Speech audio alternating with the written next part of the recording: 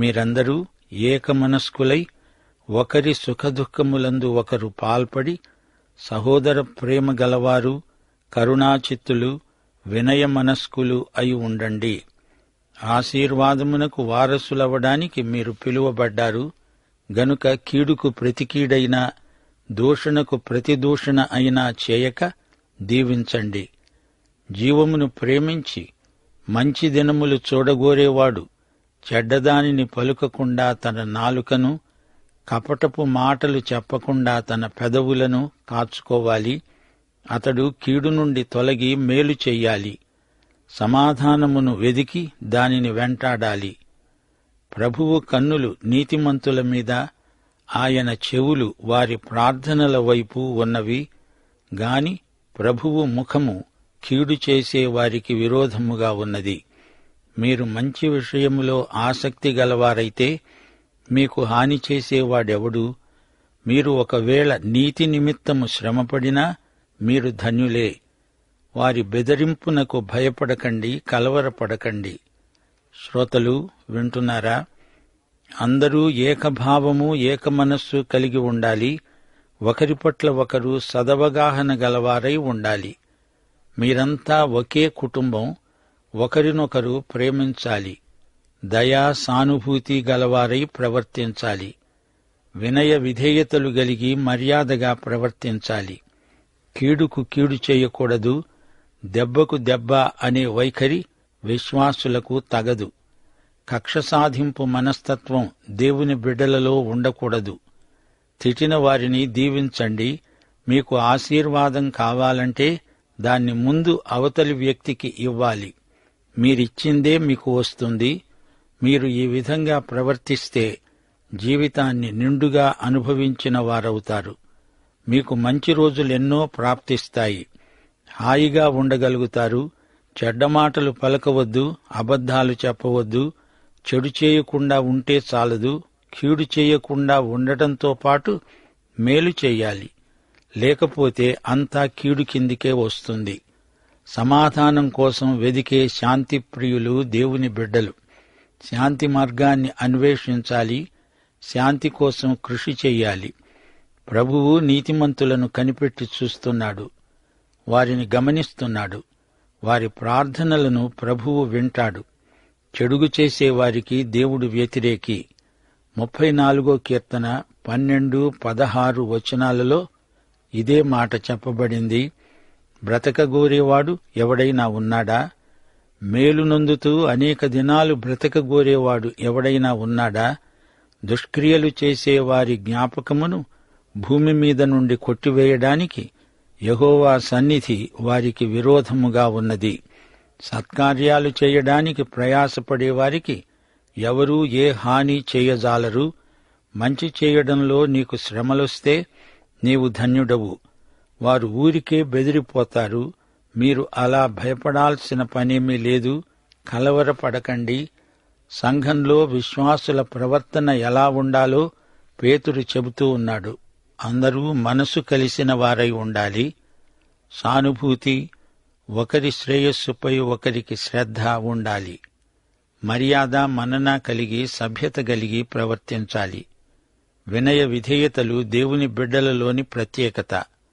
ఒకరి మీద ఒకరు పెత్తనం చేయడానికి ఆశించవద్దు. కయీను, నీ సోదరుడైన హెబెలు ఎక్కడా అని దేవుడడిగితే కయీను ఏమన్నాడు? ఏమో నాకు తెలియదు, నేను అతనికి కావలివాణ్ణా?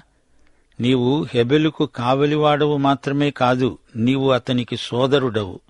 అతనికి సాయపడడానికి బదులు అతణ్ణి ద్వేషించి హత్య చేస్తావా? అది నీకు తగదు. కొండమీది ప్రసంగంలో ప్రభువు ఏమి బోధించాడు? ఒకడు నిన్ను ఈ చెంప మీద కొడితే ఆ చెంప చూపించు. చెడుగును సాత్వికంతో నిరోధించాలి. సాత్విక నిరోధమే గెలుస్తుంది. ఇది దేవుని విధానం. నిన్ను హింసించే వారిని దీవించాలి. సంఘంలో వివాదాలకు ఇదే శాశ్వత పరిష్కారం. జీవమును ప్రేమించటమంటే ఏమిటి? జీవితాన్ని పూర్తిగా అనుభవించటం. మంచి రోజులు రావాలని ప్రతి ఒక్కరూ కోరుకుంటారు, కాని అనుభవించలేకపోతున్నారు. దేవుడిచ్చింది అనుభవించలేకపోవడం దౌర్భాగ్య స్థితి. జీవితాన్ని, జీవాన్ని అనుభవించి ఆనందించాలంటే, దేవుని సజీవ వనరులు నీకోసం విడుదల కావాలంటే ఏం చేయాలి? దేవుడు నీకు నారింజ పండు ఇచ్చాడనుకో, దాన్ని పూర్తిగా పిండి దాని రసమంతా తాగేయాలి. దేవుని కోసం జీవించాలి. నిండుదనం నీకు తృప్తినిస్తుంది. ఈ ఆశీర్వాదానికి తాళపు చెవి ఉంది అంటున్నాడు భక్త పేతురు. ఇతరులను గురించి చెడ్డ మాటలు పలకకూడదు. మన నోట కపటపు మాటలు రాకూడదు. నాలుకను, పెదవులను అదుపులో పెట్టుకోవాలి. కీడు చేయకూడదు, మేలు చేయాలి. నీవు మానేసింది, నీవు చేసేది ఈ రెండూ దేవుని దృష్టిలో ఎంతో ముఖ్యం. మేలు చెయ్యను, కీడు చెయ్యను, నేను ఏదీ చెయ్యను, ఉదాసీనంగా ఉంటాను అంటే అది కీడు చేసినట్లే. సమాధానమును కోరి, సమాధానమును వెదకి దాన్ని అనుసరించి జీవించాలి. దేవుని బిడ్డలు భక్తులమని కనపరుచుకోవడానికి అలా నిర్లిప్తంగా తమకేమీ పట్టనట్లు కూర్చుండిపోకూడదు. మంచి పనులు ఉత్సాహంగా చెయ్యాలి. భక్తి అనేది ప్రవర్తనలో కనపడాలి. ఏ విధంగా సమాధానం కలుగుతుందో అదే విధానాన్ని అనుసరించాలి. సంఘర్షణలకు, కలహాలకు దూరంగా ఉండాలి. ప్రభువు కోసమే జీవించాలి. మన దేవుడు ప్రార్థనలకు సత్వరమే జవాబిచ్చే దేవుడు. దేవుడు తన బిడ్డల మనవులు తప్పక వింటాడు. ప్రభువు తన వారిని ఎరుగును. ప్రభువు బిడ్డలు దుర్నీతి నుండి తొలగిపోతారు. ప్రభువును వ్యక్తిగతంగా ఎరగనివారు అవి ఇవి దేవుణ్ణి అడగకూడదు. దేవా, పాపినైన నన్ను కరుణించు అనే ప్రార్థనకు మాత్రమే జవాబు వస్తుంది. రక్షించబడిన బిడ్డల అక్కరలేవో వాటినన్నిటినీ దేవుడు అనుగ్రహిస్తాడు.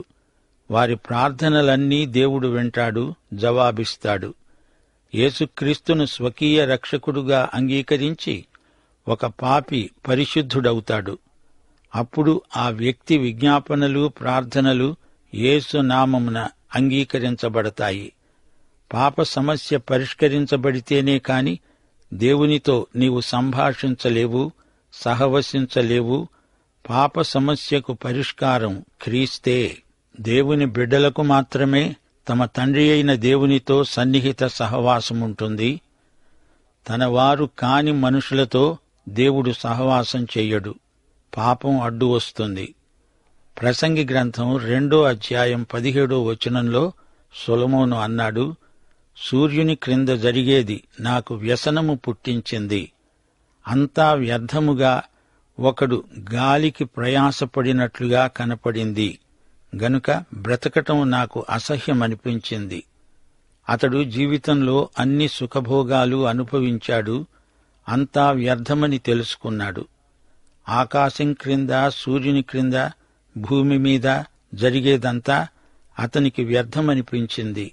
అంతా వ్యసనమే, ఆత్మకు వేదనే, విసుకు, విసర్ధన.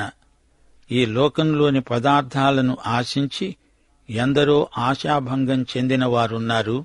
జీవితం సారహీనమనిపించింది.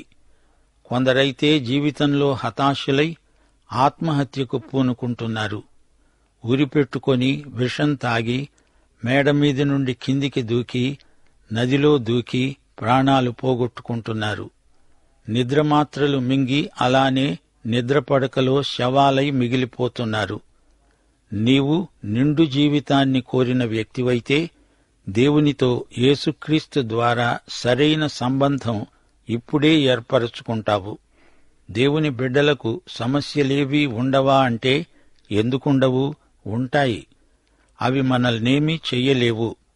పేతురంటున్నాడు, మీరు మంచి విషయములో ఆసక్తి గలవారైతే మీకు హాని చేసేవాడెవడు? ఎవడూ హాని చేయడని కాదు, అట్టి హాని మనల్ని ఏమీ చేయలేదు అని గ్రహించాలి. మీరొకవేళ నీతి నిమిత్తము శ్రమపడినా మీరు ధన్యులే. వారి బెదరింపులకు భయపడకండి, కలవరం చెందకండి. సత్యం కోసం హింసలకు గురి అయినా దేవుని బిడ్డలకు ఆనందమే. దేవుని బిడ్డలకు ఈ లోకంలో శ్రమలు తప్పవు. క్రైస్తవం తండ్రి తన బిడ్డలకు చేసే అనుదిన సంతర్పణ, విందు, అనుదిన పంక్తి భోజనం కూడా. దేవునికి స్తోత్రం. విశ్వాసులకు ఎందుకు శ్రమలొస్తాయి అనే ప్రశ్నకు ఒకే జవాబు కావాలంటే దొరకదు. అయితే విశ్వాసులకు శ్రమలు మేలు చేస్తాయి. పాత నిబంధనలో నీతిమంతులు 120% శ్రమలనుభవిస్తే, కొత్త నిబంధన విశ్వాసులు 80% శ్రమలనుభవించారు. యేసు ప్రభువు యొక్క శ్రమలను బట్టి మన శ్రమలు మనకెంతో అర్థవంతమైనవి. శ్రమలను గురించిన మర్మం పూర్తిగా మనం గ్రహించజాలము. యేసును లోకం ఎరగదు గనుక మనలను ఎరగదు. అందుకే మనకి లోకంలో శ్రమలు కలుగుతాయి. ద్వితీయోపదేశకాండం 29వ అధ్యాయం 29వ వచనం. రహస్యములు మన దేవుడైన యెహోవాకు చెందినవి. అయితే మనము ఈ ధర్మశాస్త్ర వాక్యములన్నిటినీ అనుసరించి నడుచుకొనున్నట్లు బయలుపరచబడినవి ఎల్లప్పుడూ మనవి, మన సంతతి వారివి అవుతాయి. మనం సంతోషంగా హాయిగా ఉంటే దేవుని స్వరం మెల్లిగా వినిపిస్తుంది. మన శ్రమలలో ఆయన స్వరం బిగ్గరగా వినపడుతుంది. శ్రమలు దేవుని మైకు, దేవుని లౌడ్ స్పీకరు. 1 పేతురు 1వ అధ్యాయం 7వ వచనంలో భక్త పేతురు ఏమన్నాడు? బంగారము అగ్నిలో పుటం పెట్టినప్పుడు శుద్ధపరచబడుతుంది గదా, దానికంటే అమూల్యమైన మీ విశ్వాసము శ్రమల చేత పరీక్షలకు నిలిచి యేసుక్రీస్తు ప్రత్యక్షమైనప్పుడు మీకు మెప్పు, ఘనత, మహిమ కలుగుతాయి. శ్రమల అగ్నిలో విశ్వాసమనే బంగారంలో ఉన్న మష్టు అంతా పోతుంది. రోమాపత్రిక 5వ అధ్యాయం 3వ వచనం. శ్రమ ఓర్పును, ఓర్పు పరీక్షను, పరీక్ష నిరీక్షణను కలిగిస్తాయి. అందుకే విశ్వాసులు శ్రమలలో అతిశయిస్తారు. నిర్గమకాండం 3వ అధ్యాయం 7వ వచనం. దేవుడన్నాడు, నా ప్రజల బాధను నేను నిశ్చయముగా చూచాను, వారి మొర విన్నాను, వారి దుఃఖాలు నాకు తెలిసే ఉన్నాయి, వారిని విడిపించడానికి నేను వచ్చాను.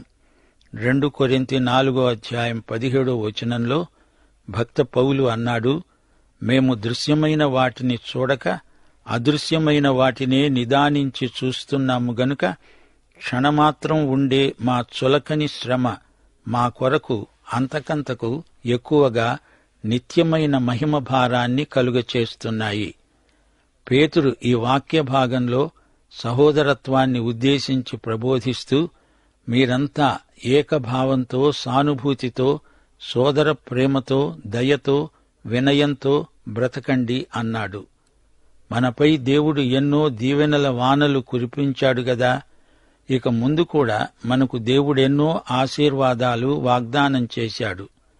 ఇది దృష్టిలో ఉంచుకొని మనము కూడా ఇతరులపై కక్షలు పెట్టుకోకుండా వారిని దీవించాలి, వారి మేలునే ఆకాంక్షించాలి. దేవుడు మనల్ని పిలిచింది ఇందుకే. దేవుని దీవెనలకు మనం వారసులమవ్వాలంటే అందరినీ దీవించాలి. మనలో కక్ష సాధింపు మనస్తత్వం ఉండకూడదు. బ్రతకాలని అందరికీ ఆశ ఉండడం సహజం. అయితే దేవుడు చెప్పిన రీతిగా జీవించాలి. అప్పుడే మనకు అన్నీ మంచి రోజులవుతాయి. లేకపోతే రోజులన్నీ చెడ్డవే అవుతాయి. అదే దేవుని తీర్పు. దేవుని చిత్తానికి అనుగుణంగా జీవించకపోతే మన ప్రార్థనలు ఆయన వినడు. మన ప్రార్థనలకు జవాబివ్వకుండా ఆయన మౌనం వహించగలడు. ప్రతి విశ్వాసి తన నాలుకను చెడుగు నుండి కాపాడుకోవాలి. పెదవులు మోసపు మాటలు పలకకుండా అదుపులో పెట్టుకోవాలి.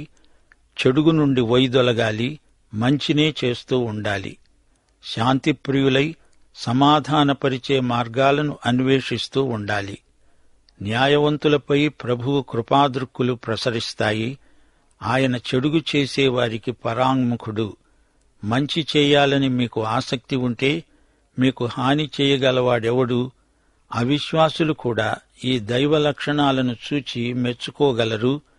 నీతి నిజాయితీ కోసం బాధలకు గురి కావలసి వచ్చినా మీరు ధన్యులే. వారు భయపడేదానికి మీరు భయపడకండి, కంగారు పడవద్దు. న్యాయమైన యథార్థ ప్రవర్తనకు ఫలితంగా బాధలు రావడం ఈ లోకంలో సాధారణ సంభవమే. భయపడకండి, ధైర్యం వహించండి. సోదరీ సోదరులారా, మరచిపోకండి. ఈ మాటలు రాస్తున్నది సీమోను పేతురు. పేతురు అంటే రాయి, రాయిలాంటి వాడయ్యాడు సీమోను. 4 సువార్తల్లో పేతురు సంగతి చెప్పబడింది. స్వతహాగా ఈయనలో ఉద్రేకపు పాళ్లెక్కువ. అపొస్తలుల జాబితాలో పేతురు పేరు మొదట ఉంది. పేతురు హృదయం విశాలమైనది, సాహసికుడు. అయితే క్షణికోద్రేకంలో పెద్ద పెద్ద వాగ్దానాలు చేస్తాడు. మరుక్షణంలో మరీ పిరికివాడైపోతాడు. అయితే తాను ఈ ఉత్తరం రాసేటప్పటికీ పేతురెంతో మారిపోయాడు. పెంతెకోస్తు తరువాతి పేతురు ధైర్యశాలి, ఆత్మపూర్ణుడు. ప్రభువు కోసం ఎంతకైనా తెగించగలడు. అతని విశ్వాసం, అతని సాహసం, తెగువ అతని మాటల్లో వ్యక్తమవుతోంది. అంతేకాదు అతని తగ్గింపు, వినయశీలం కూడా పేతురు మాటల్లో స్పష్టమవుతోంది. సువార్తల్లోని పేతురు తన పత్రికల్లో నిజంగా రాయిలాంటి మనిషై మాట్లాడుతున్నాడు. యోహాను సువార్త 21వ అధ్యాయం 17వ వచనంలో ప్రభువు పేతురుకిచ్చిన ఆజ్ఞ, నా గొర్రెలను మేపు. పేతురు ఎంతో సున్నితమైన మనసు గల కాపరి, యేసుకు ఉపకాపరి. గెత్సెమనే తోటలో యేసు పక్షాన పోరాడాలనే ఉద్దేశం గలవాడై తన కత్తి దూసి మల్కు అనే దాసుని చెవి తెగ నరికాడు. ఇప్పుడు ఈ పత్రికలో అంటున్నాడు, ప్రభుత్వానికి చట్టానికి లోబడి ఉండండి. ప్రభూ, నీకు సిలువ దూరమగునుగాక అని చెప్పిన పేతురు ఇప్పుడు యేసుక్రీస్తు శ్రమలు మనకు విమోచనాత్మకమైనవి అని రాస్తున్నాడు. ఒకప్పుడు మీరు దేవుని ప్రజ కారు, ఇప్పుడు ఆయన ప్రజ అయ్యారు. ఒకప్పుడు మీరు దారి తప్పినవారు, గొర్రెల్లాగా దారి తప్పి తిరిగారు. గాని ఇప్పుడు మీ ఆత్మలకు అధ్యక్షుడు, కాపరి అయిన వాని తట్టుకు మరలి వచ్చారు.